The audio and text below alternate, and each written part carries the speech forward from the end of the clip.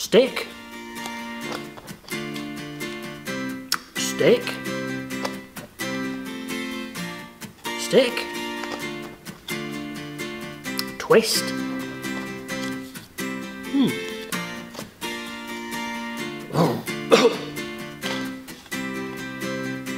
Buy a card. Ooh.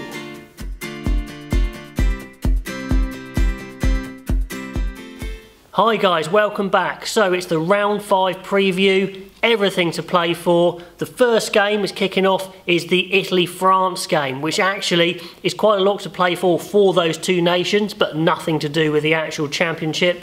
The next game is the big one, Wales versus Ireland. Wales at home, they're the favourites, they're going for the Grand Slam, but if they don't manage it, then England could nick it in the next game. So it's set up really, really nicely. So let's have a look at the Wales team, and very simply, unless there's any injuries I don't know of, let me know if there is, I would make absolutely no changes to that side.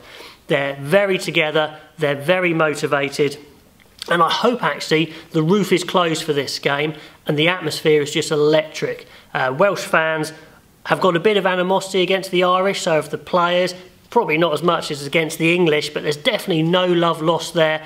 Ireland have been building nicely. They're probably in the best place they've been in this championship. And Wales are going for that Grand Slam at home. So it's going to be amazing. One last huge effort from Wales. So far their defence has been epic. Can they link together a little bit more attack as well? Ireland are going to have to be a lot better in attack. They've produced some good attack, but they're going to have to make less mistakes. It could come down to who gives away that penalty in defence or who can execute that attacking move. Hopefully it will be, I think, the first proper test match where both sides are going at it, they're both on form, and it comes down to a really tight moment of magic, or a drop goal or a penalty kick or a last minute try. I hope it's going to come down to that. So Wales, really, I'm just not changing. Let me know if you would change anybody. I can't see why you would. Ireland, Henderson and Ryan in the second row work really well. So great to see Henderson back. He's been out of action for a while. They've been a little lost without Toner there. I think he's come in there and answered the problem. We do have a slight problem at 7 with Josh van der Fleer being injured, but not too much of a problem now because you've got O'Brien you could call on, or Levy, who's back fit. Who would you go for? It's a bit 50-50. To be honest, I'd go for Levy. Not on what we've seen, obviously, because he's been injured, but from what he did last year, he was the best 7. So if he's back, fit, I would give him the nod. But if you were to say O'Brien got the nod, I wouldn't be too unhappy, to be honest. But I'd go Levy as your out-and-out 7. I think he's played the best in recent times. Then, obviously, you've got Amani, Stander, 8. At 9, there is a question mark over Murray. He's not playing that well, and I think it's down to him not really coming back from his neck injury being fully fit. So you could argue play Cooney. However, it's just a bit late in the day to do that. I think on form, you could drop Murray, but it's not worth it. It doesn't make sense for the team dynamic. It would be a real blow to Murray. The team probably wouldn't like it that much, so I'd stick with Murray for those reasons. Then we got, same players really. The only question is at fullback. Would you bring Carney back in? I'd probably go no. I think Lama went really well last game. Again, why change a team that's on the up?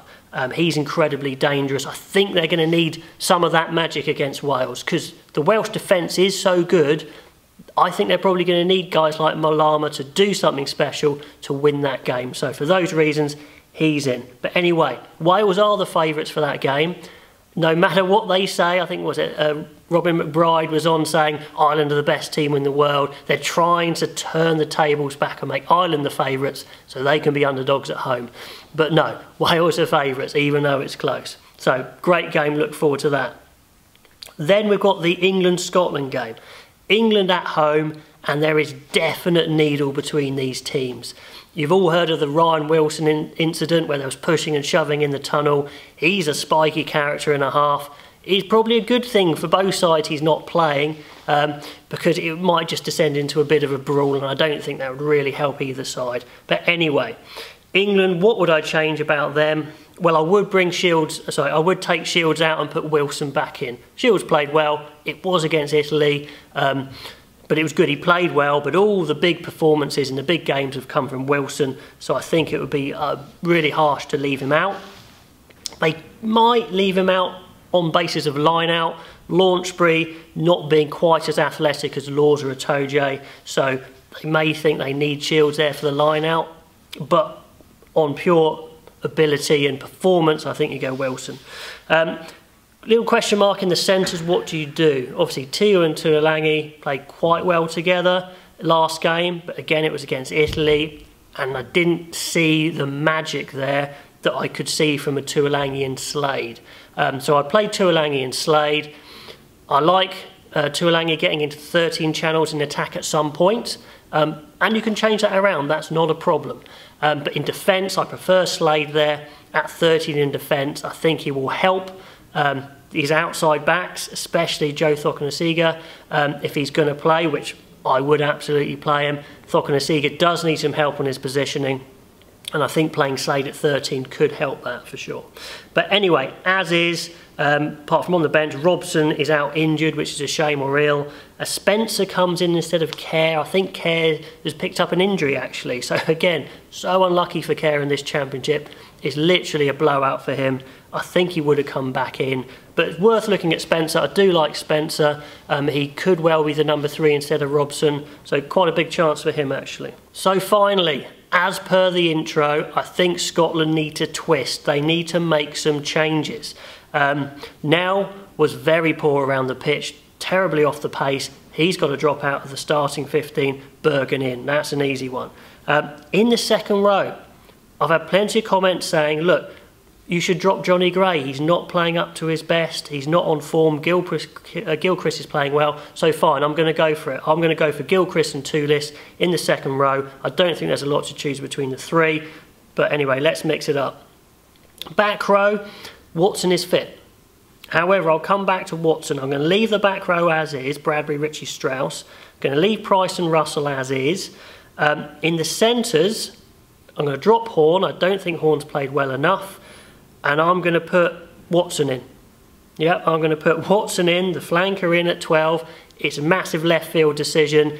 He hasn't played there. It's positionally a bit crazy, but why not? Let's go for it. Scotland have got nothing to lose in this game. They need to win. They need to score lots of tries, and their centres are weak at the moment. So let's put a change up in there. Let's put something clever in there they're not going to expect. Let's put Watson at 12. He could be a hell of a 12, even though he doesn't play there. But anyway, I can say this because I'm not coaching the team, but it would be cool to see. 13, not sure. Do you go Johnson or Grigg? Probably go Grigg. And poor old Scotland have had their best back 3. So Hogg, Seymour and Kinghorn would be my starting back 3, and they're all injured. However, I think I can cobble together a decent back 3 if we have McGuigan on one wing, then we have Darcy Graham on the other wing. I think he's fit. And then Hastings at fullback. At least then you've got creativity and pace, if not experience and size. I think that 15 could have a crack against England. They might as well. They've got nothing to lose. Anyway, and then the final game, we've got Italy-France in Italy.